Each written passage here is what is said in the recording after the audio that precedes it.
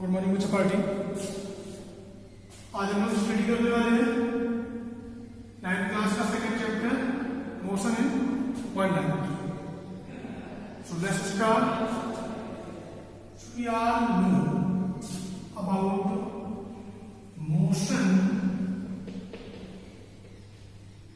And rest.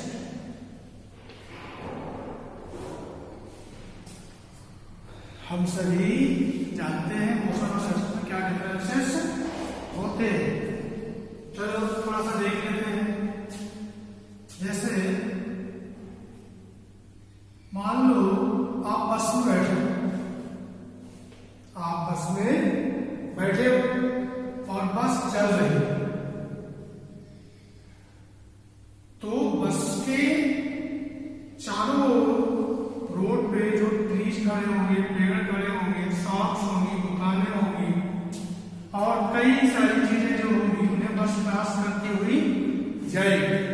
तो वहां जो लोग खड़े होंगे, मतलब यहाँ जो लोग खड़े होंगे, उन्हें ऐसा लगेगा कि आप जा रहे हैं, चल रहे हैं, मूव कर रहे हैं, तो वो कहेंगे कि मैं मोशन।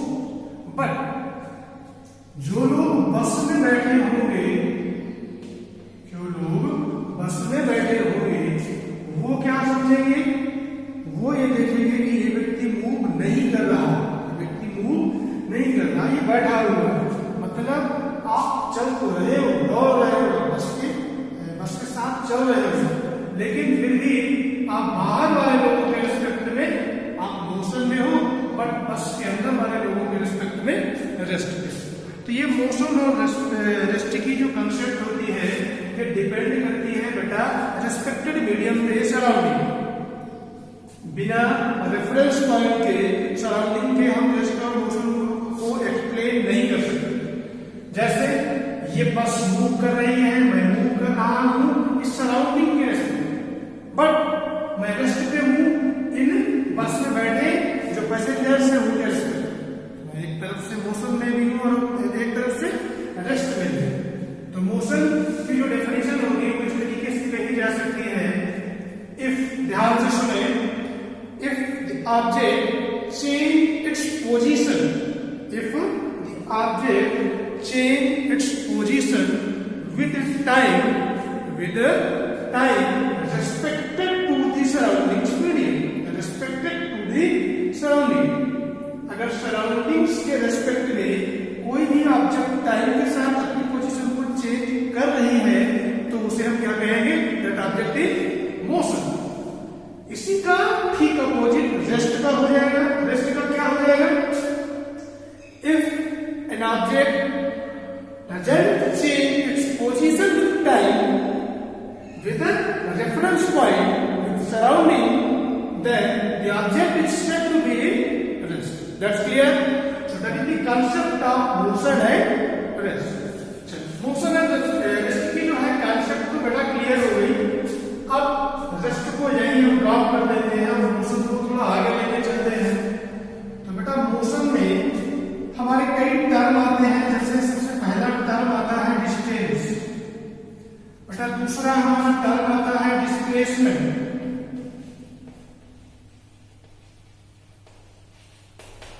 बेटा हमारा तीसरा टर्म आता है स्पीड, बेटा हमारा चौथा टर्म आता है वेलोसिटी, बेटा हमारा पांचवा टर्म आता है एक्सेलरेशन या रिटार्डेशन।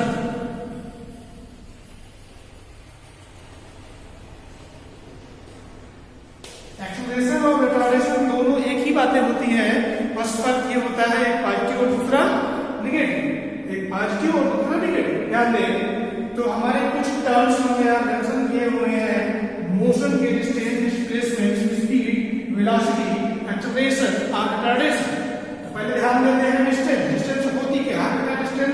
सभी लोग जानते हो, आप घर से स्कूल आते हो तो आप डिस्टेंस कवर करते हो। स्कूल आके बताते हो सर हमारा घर स्कूल से इतने किलोमीटर पे है, इतने मीटर पे है, तो इस तरीके से डिस्टेंस आप मेंशन करते हो।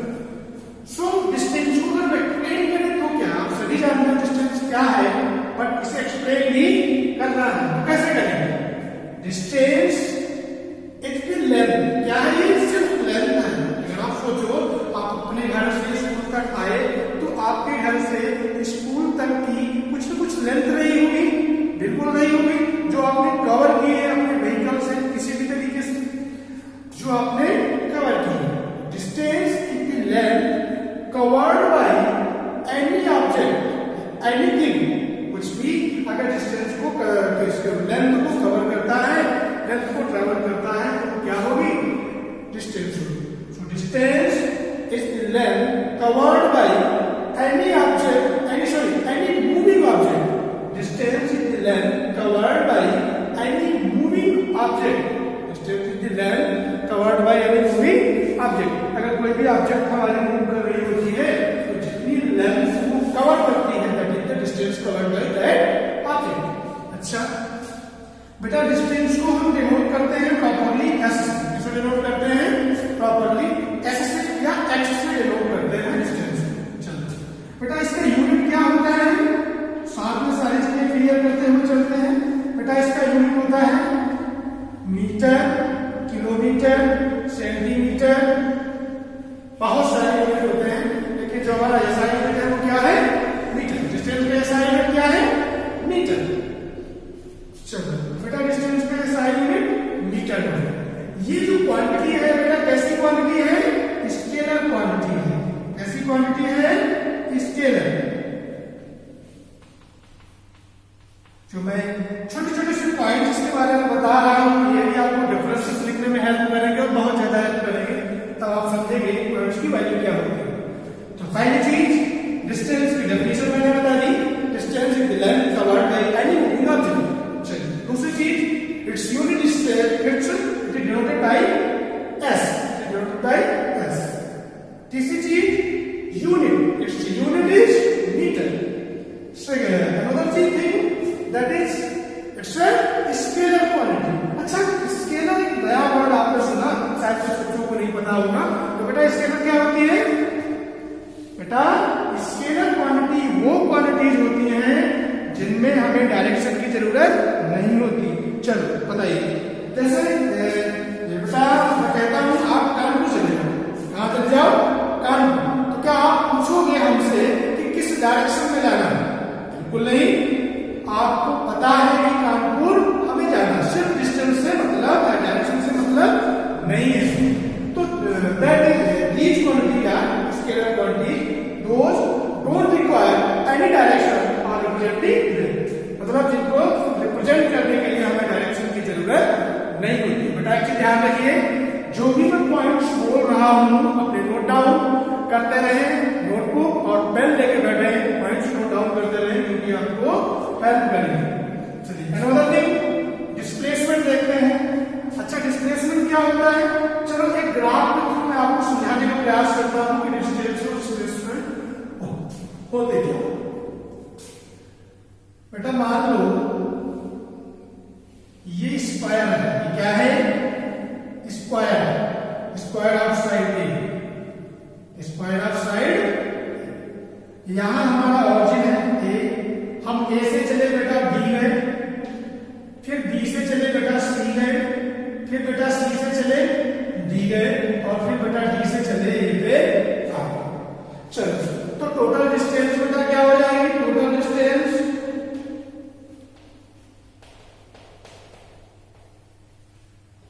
डिस्टेंस हमारी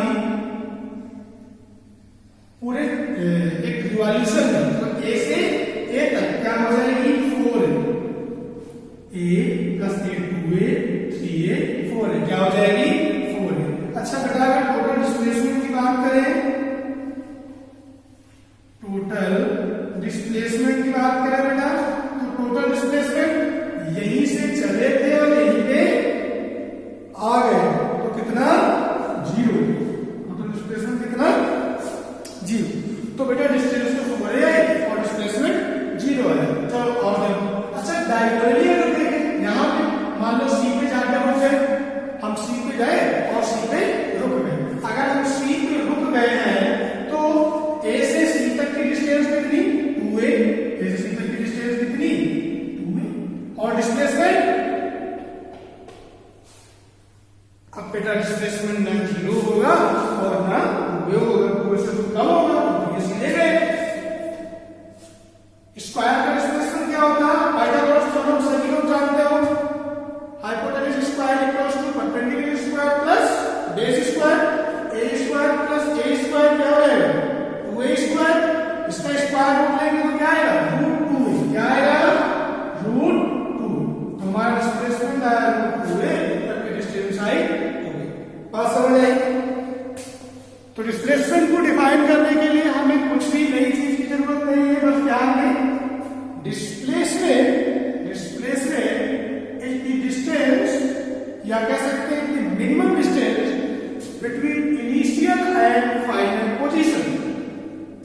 between initial and final position मतलब इनिशियली हम कहां थे और फाइनली हम कहां पहुंचे, इसके बीच की जो मिनिमम डिस्टेंस है, शॉर्टेस्ट डिस्टेंस है, वो क्या होगी? डिस्प्लेसमेंट। ओके गाइस, चलिए तो डिस्प्लेसमेंट बात समझ आई, पेन और पेपर में नोट कर लें।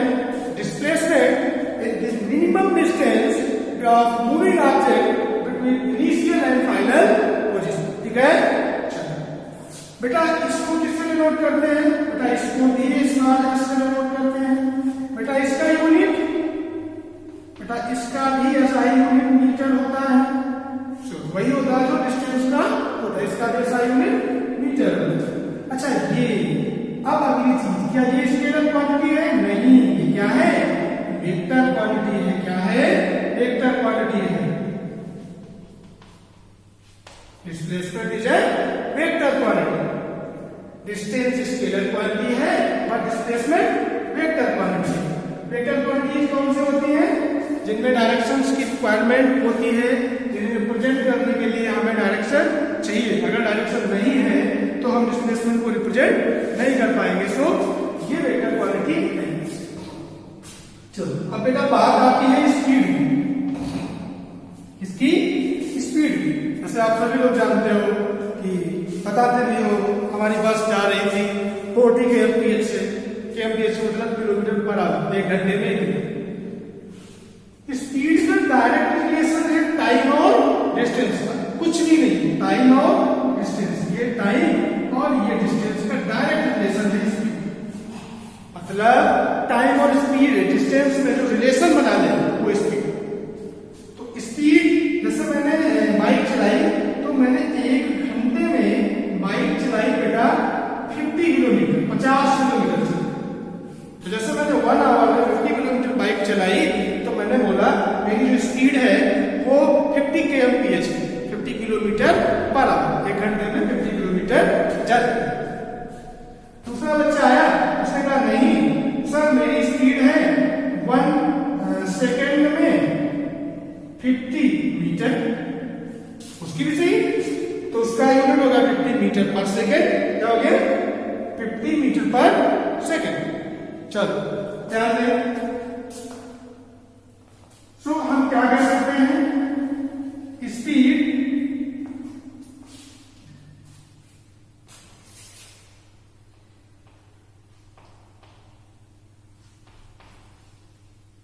Speed equals to distance divided by time. Distance divided by time. So इसे डिफाइन कैसे करेंगे? सुनिए, the distance covered by any object, the distance covered by any object in unit time, in unit time.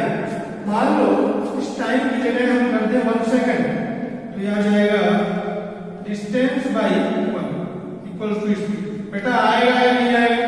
तो unit time में 1 second में जितनी distance हम travel करेंगे वो हमारी क्या होगी?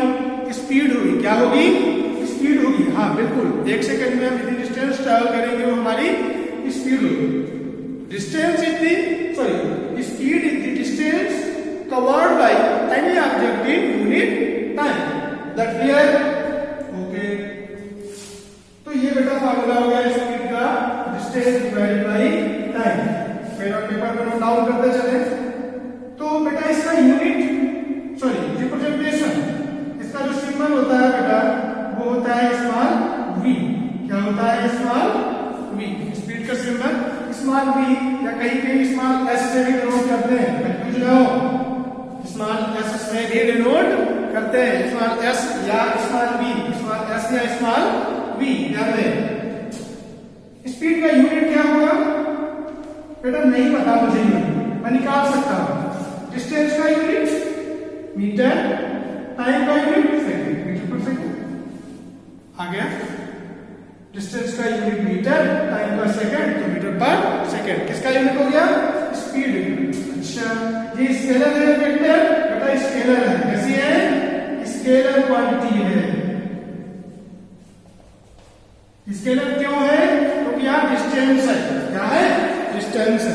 अगर डिस्टेंस की जगह डिस्प्लेसमेंट होता है तो क्या होता, वेक्टर हो जाती, क्या हो जाती, वेक्टर हो जाती। चलो यहां तक नोट डाउन कर लें, फिर मैं वेलोसिटी और एक्सीलरेशन को एक्सप्लेन कर दूं।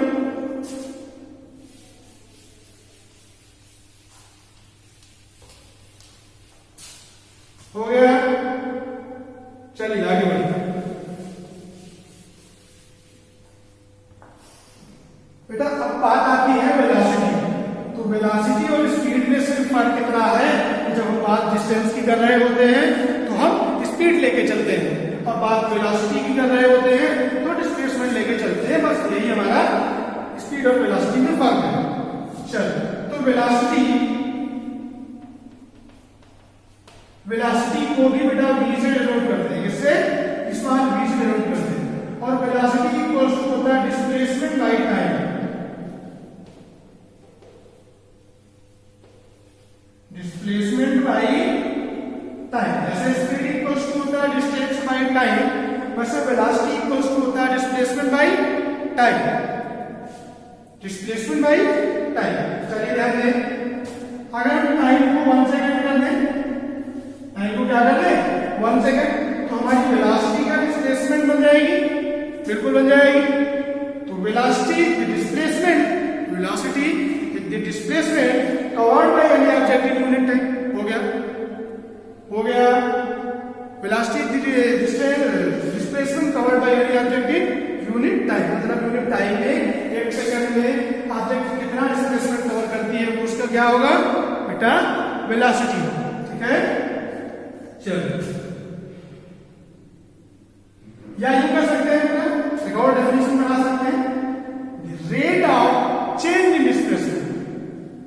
मान लो पहला डिस्प्लेसमेंट 5 मीटर था, फिर अगले 1 सेकंड में डिस्प्लेसमेंट 6 मीटर हो, तो रेट क्या रहा, 1 मीटर चेंज हुआ 1 सेकंड में, तो वेलोसिटी क्या हुई 1 मीटर पर second. Rate of change in displacement is known as velocity of the object.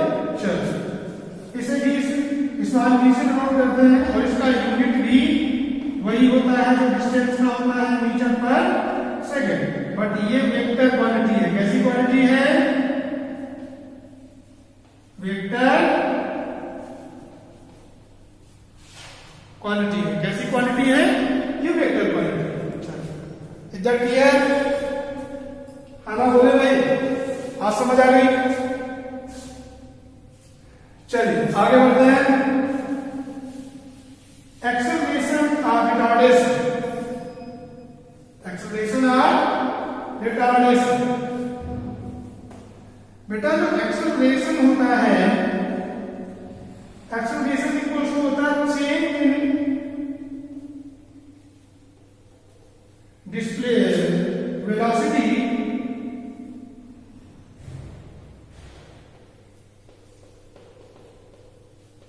With time, with time. इसकी डेफिनेशन भी बना सकते हैं, rate of change in velocity time is known as acceleration. और बेटा एक्सेलरेशन को डिनोट करते हैं स्मॉल a से, किससे, स्मॉल a से। चलो इसका फॉर्मूला बेटा small a equals to change in velocity delta v by time t, delta t, ये हो गया acceleration, change in velocity by time. बेटा यूनिट,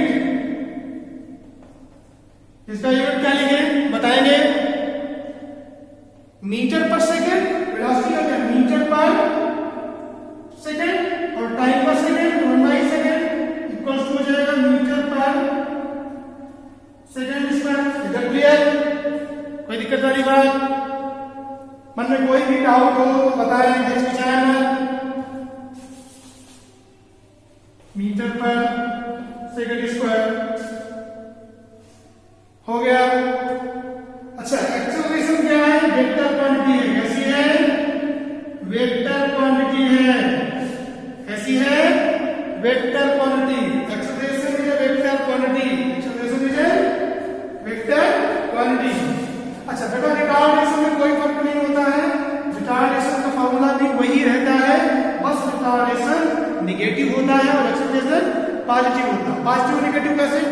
मान लो कि जब वेलोसिटी बढ़ रही होती है, इंक्रीज हो रही होती है, तो हमारा एक्सेलरेशन आता है, और जब वेलोसिटी घट रही होती है, डिक्रीज हो रही होती है, तो रिटार्डेशन आता है। जैसे कि जब हम अपनी बाइक की स्पीड बढ़ा रहे होते हैं तो एक्सेलरेशन, और जब हम ब्रेक ले रहे होते हैं तो रिटार्डेशन। That clear? बाकी दोनों में कोई फार्मूला में फर्क नहीं, दोनों का फार्मूला एक है। ठीक है, यहां तक क्लियर है? कोई दिक्कत वाली बात?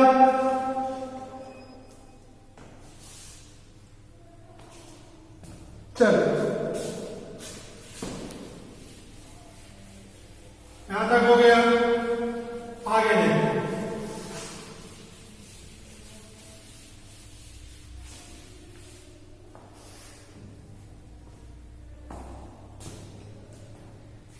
सबसे पहले डिफरेंसेस देख लेते हैं।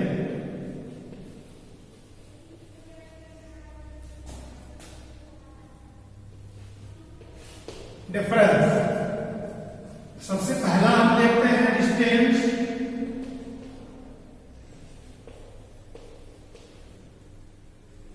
And displacement.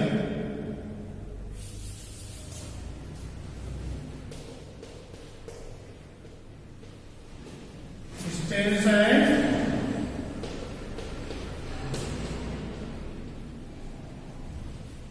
डिस्प्लेसमेंट। ध्यान दें, पहला पॉइंट डिस्टेंस एंड डिस्प्लेसमेंट का डिफरेंस करने जा रहे हैं।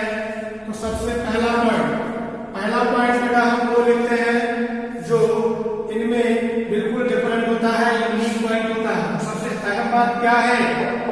एक वेक्टर है और दूसरी स्केलर है। डिस्प्लेसमेंट वेक्टर है और ये स्केलर है। इसमें लिखेंगे इससे स्केलर क्वांटिटी, और इसमें लिखेंगे वेक्टर क्वांटिटी। लिखेंगे distance is a scalar quantity और डिस्प्लेसमेंट में लिखेंगे it is a vector quantity. तो दूसरा पॉइंट ध्यान दें, मैं डिफरेंस लिखना सिखा रहा हूं आपको मैं डिफरेंस लिखना सिखा रहा हूं। पहला पॉइंट, इनमें जो बिल्कुल यूनिक पॉइंट होता है वो लिखते हैं। दूसरा, उन दोनों की डेफिनेशन। तो दूसरे पॉइंट पर डेफिनेशन लिखेंगे। डिस्टेंस की डेफिनेशन क्या लिखेंगे? The length covered by moving object is known as distance. Displacement में क्या लिखेंगे? The distance between initial and final position of the moving object. मतलब initial और final position के बीच की जो डिस्टेंस होगी वो डिस्प्लेसमेंट। ठीक है, चलिए अगला पॉइंट, तीसरा पॉइंट ध्यान दें। अभी हमने ग्राफ बनाया था तो हमने आपको बताया था कि distance A, 2A, 3A, 4A, यहां तक गए A, यहां तक गए 2A, यहां तक गए 3A और वापस आ गए 4A। अच्छा, यहां तक गए तो डिस्टेंस और डिस्प्लेसमेंट भी A, यहां तक गए तो डिस्प्लेसमेंट 2A, यहां तक गए तो डिस्प्लेसमेंट A, और यहां तक गए तो डिस्प्लेसमेंट 0। ध्यान दें, जितनी भी कंडीशंस हैं उनमें डिस्प्लेसमेंट या तो डिस्टेंस के बराबर है या छोटा। ध्यान दें, यहां बराबर, यहां छोटा और यहां भी। तो या तो डिस्प्लेसमेंट डिस्टेंस के बराबर हो सकता है या उससे छोटा, कभी उससे बड़ा नहीं हो सकता। डिफरेंस है, मोस्ट इंपॉर्टेंट डिफरेंस है और आपको रटना नहीं है, समझना। तो डिस्टेंस में लिखेंगे, डिस्टेंस में क्या लिखेंगे? Distance is always greater or equal than displacement. क्या लिखेंगे? Distance is always greater or equal than displacement. Distance में क्या लिखेंगे? Distance is always greater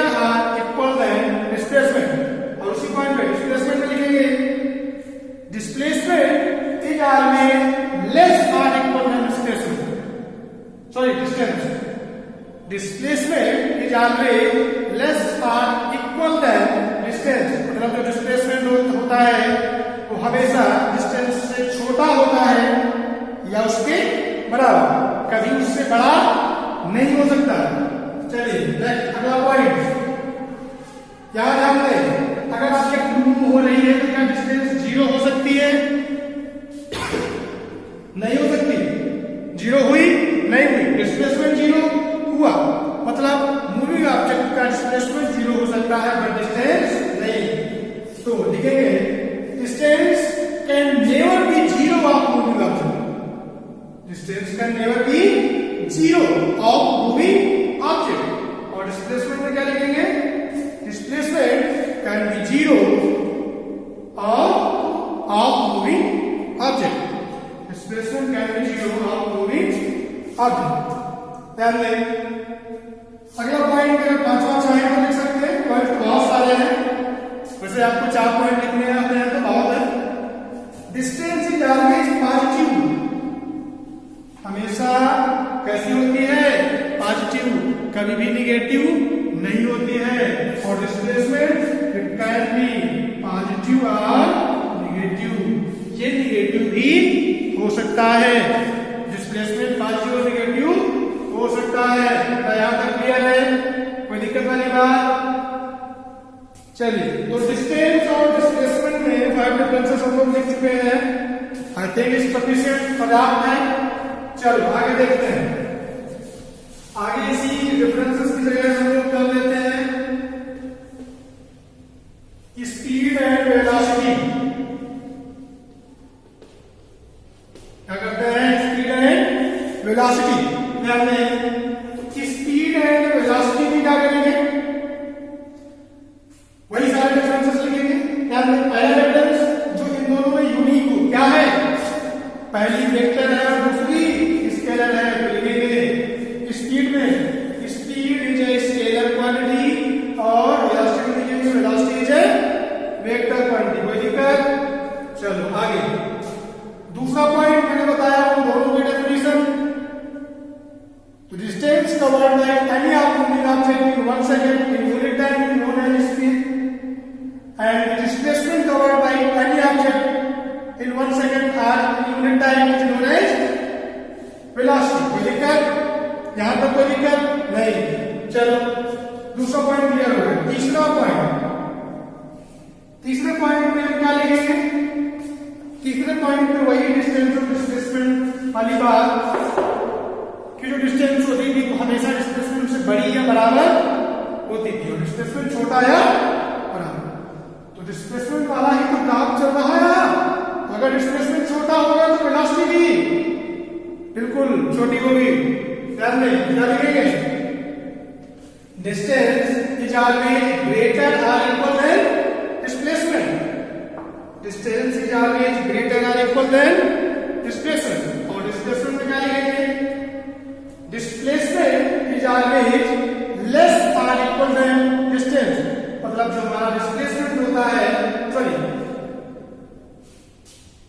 sorry distance में स्पीड भी लिखेंगे स्पीड इज ऑलवेज ग्रेटर और इक्वल देन वेलोसिटी और वेलोसिटी भी लिखेंगे वेलोसिटी इज ऑलवेज लेस और equal than speed. Okay okay. चौथा नंबर, फोर्थ नंबर पॉइंट में हम क्या लिखेंगे? फोर्थ नंबर पॉइंट में लिखेंगे जैसे हमारी डिस्टेंस कभी जीरो नहीं होती थी, वैसे मूविंग ऑब्जेक्ट की वेलोसिटी स्पीड कभी जीरो नहीं होती है। तो लिखेंगे speed can never be zero of moving object.